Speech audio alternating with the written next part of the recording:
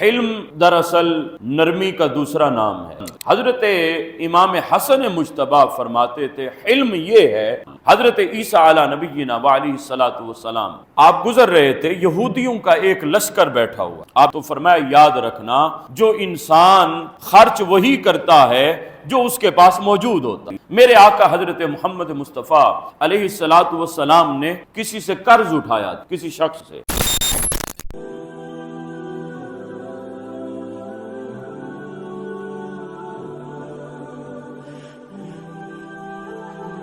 حلم دراصل نرمی کا دوسرا نام ہے، حلم دراصل بردباری کا دوسرا نام، حلم دراصل برداشت کو کہتے ہیں۔ حضرت امام حسن مجتبی علیہ السلام میرے آقا کے نواسے، حضرت علی حیدر کرار کے فرزند، حضرت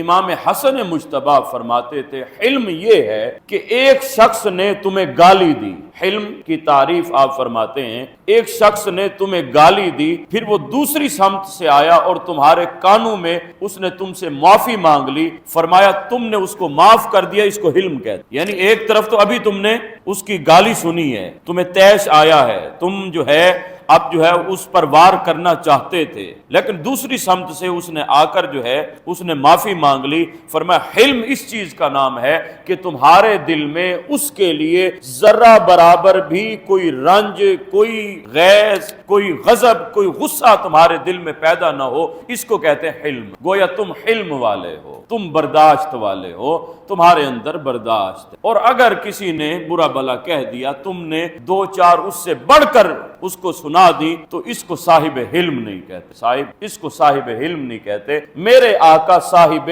حلم ہیں، حضور آقا علیہ الصلوۃ والسلام بردبار ہیں۔ میرے آقا دوسرے کی بات کو سن کر میرے آقا بعین ہی اس کا جواب اسی طرح نہیں دے، یہ ہر نبی کی یہ صفت تھی، سبحان اللہ۔ حضرت عیسیٰ علی نبینا وعلیہ الصلوۃ والسلام آپ گزر رہے تھے، یہودیوں کا ایک لشکر بیٹھا ہوا، آپ جب ان کے پاس سے گزرے تو انہوں نے حضرت عیسیٰ علی نبینا وعلیہ الصلوۃ والسلام، چونکہ آپ عیسائیوں کے رہبر بن کر آئے اور وہ یہودی تھے، تو ان کے دل میں محبت تھی صرف حضرت موسیٰ علی نبینا وعلیہ الصلوۃ والسلام کی، حضرت عیسیٰ کے وہ پیروکار نہیں۔ الحمدللہ ہم مسلمانوں کا یہ خاصہ ہے، ہم حضرت موسیٰ کو بھی ماننے والے ہیں، حضرت عیسیٰ کو بھی ماننے والے ہیں، کم و بیش 1,24,000 انبیاء، جتنے بھی انبیاء و رسل تشریف لائے ہم سب پر ایمان رکھ، لیکن اتباع ہم اپنے پیارے آقا محمد عربی صلی اللہ علیہ وآلہ وسلم کی کرتے ہیں، کیونکہ اب رسالت اور نبوت کا قیامت تک جو ہے وہ دور میرے آقا حضرت محمد مصطفیٰ کا چل رہا ہے، تو اسی لیے ہم پیروکار جو ہیں وہ متبع جو ہیں وہ اپنے نبی مکرم صلی اللہ علیہ وسلم کی شریعت محمدی اور قرآن پاک کے ہم پیروکار۔ اب حضرت عیسیٰ جب ان یہودیوں کے لشکر سے گزرے تو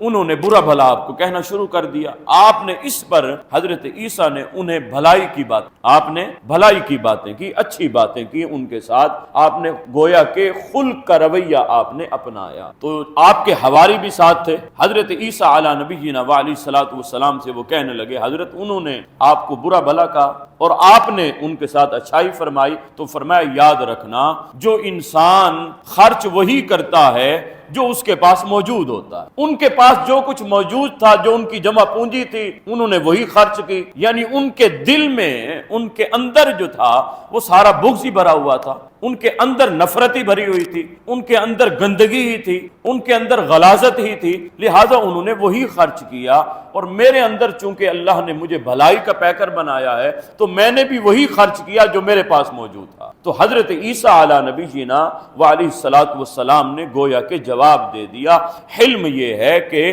پہلا بندہ تمہیں جتنا بھی برا بھلا کہے تم اس کے ساتھ اچھائی کے ساتھ پیش آؤ، یہ ہے حلم، اس کو بردباری کہتے ہیں۔ اب آئیے حضور سرور دو عالم حضرت محمد مصطفیٰ علیہ الصلوۃ والسلام کی حیات مبارکہ، میرے آقا کی سیرت مبارکہ کے چند نمونے جو ہے میں آپ کے پاس رکھنے کی کوشش کرتا ہوں، پھر ہم اپنے گریبان میں جھانکیں گے کہ ہمارے آقا کی تو یہ سیرت ہے، آیا کہ ہم جو مسلمان غلام کہلاتے ہیں، ہم جو نبی کے عاشق بھی کہلاتے ہیں، نبی کے دیوانے بھی کہلواتے ہیں اور حضور کا غلام بھی اپنے آپ کو سمجھتے ہیں، نعرے تو لگاتے ہیں، آیا کہ ہم ہیں بھی صحیح یا نہیں؟ حقیقتاً ہم رسول اللہ صلی اللہ علیہ وآلہ وسلم کی سیرت پر عمل بھی کرتے ہیں یا کہ نہیں؟ میرے آقا حضرت محمد مصطفیٰ علیہ السلام نے کسی سے قرض اٹھایا، کسی شخص سے، اب وہ شخص جو ہے وہ غیر مسلم بھی ہو سکتا ہے، ابھی قرض میں یعنی اس کی معینہ جو مدت تھی اس میں کچھ وقت باقی تھا، لیکن وہ وقت سے پہلے آ گیا اور رسول اللہ صلی اللہ علیہ وسلم کا اس نے دروازہ کھٹکھٹایا اور حضور آقا علیہ الصلوۃ والسلام سے اس نے مطالبہ کیا کہ اے محمد میرا قرض مجھے لوٹائیے، اور اس نے غیظ و غضب کے ساتھ دو چار جملے اور بھی بولے جو کہ غیر مناسب۔ صحابہ نے جب یہ عمل دیکھا صحابہ تیش میں آئے، یا رسول اللہ حکم دیجئے اس کا سر تن سے جدا کر، اس کی جرت کیسے ہوئی کہ آپ کے سامنے اس طرح کی زبان استعمال کرے؟ تو میرے آقا حضرت محمد مصطفیٰ علیہ السلام چونکہ صاحب علم، میرے آقا بردبار ہیں، میرے آقا نرم طبیعت کے مالک ہیں، میرے آقا نے صحابہ سے یہ نہیں فرمایا کہ ہاں اس نے میری گستاخی کر دی ہے اس کا سر تن سے جدا کر دو، فرمایا نہیں، اس کے ساتھ یہ معاملہ تم نہ برتو، فرمایا جو اس نے کیا وہ اس کا حق ہے۔ اب حضور فرماتے ہیں ہاں جس نے کسی سے قرضہ لینا ہو تو اس کا حق ہے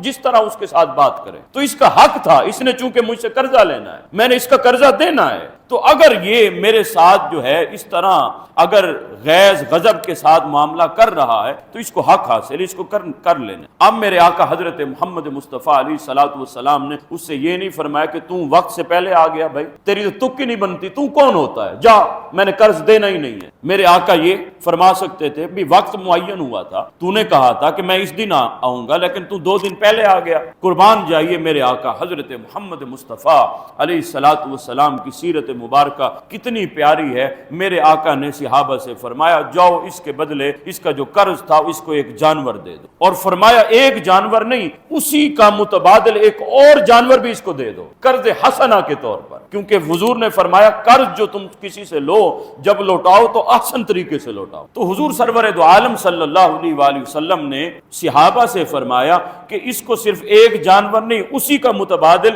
ایک اور جانور بھی دے دو۔ صحابہ نے عرض کی یا رسول اللہ اسی عمر کا تو جانور نہیں اس سے بڑی عمر کا ہے، تو حضور نے فرمایا جاؤ اس کو دے دو۔ اب ایک کے بدلے 2 جانور مل رہے ہیں، اور جو قرض لینے والا ہے وہ بھی اپنی زبان غلط استعمال کر رہا ہے، لیکن میرے آقا صاحب علم ہیں، میرے آقا بردباری کا مظاہرہ فرما رہے ہیں، اور میرے آقا نے یہ صحابہ کو بتلا دیا تمہارے ساتھ جو معاملہ جیسا بھی کرے تم نے وہی خرچ کرنا ہے جو تمہارے اندر ہو، تمہارے پاس ہو، جو تمہارا سرمایہ ہو۔ تو میرے آقا حضرت محمد مصطفیٰ علیہ الصلوۃ والسلام نے گویا کہ اسے 2 گنا اجر عطا فرمایا۔ اب جب وہ جانے لگا وہ کہنے لگا اے محمد اللہ آپ کو اجر عطا فرمائے، آپ نے تو قرض صرف نہیں لوٹایا، آپ نے وہ قرض بہتر کر کے لوٹایا، بلکہ مجھے آپ نے اجرت جو ہے 2 گنا دے دی ہے۔